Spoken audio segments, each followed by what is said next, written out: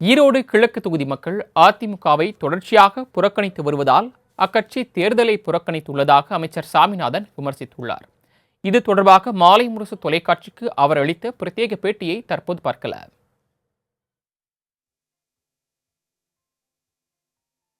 ஈரோடு இடைத்தேர்தலை அதிமுக புறக்கணிச்சிருக்கு. இதை நீங்க எப்படி பாருங்க?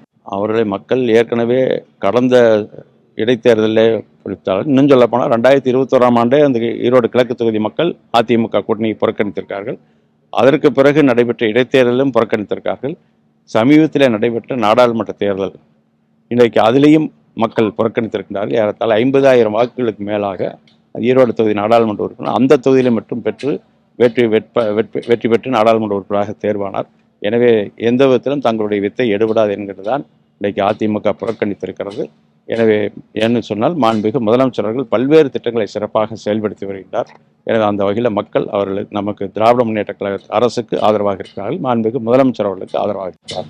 ஜனநாயக படுகொலை நடக்கும், அதனாலதான் நாங்கள் வழக்கமாக சொல்லக்கூடியதான் புறக்கணிப்பதற்காக அவர்கள் சொல்லக்கூடிய காரணங்கள். ஆனால் மக்கள் அவர்களை புறக்கணித்திருக்கிறார்.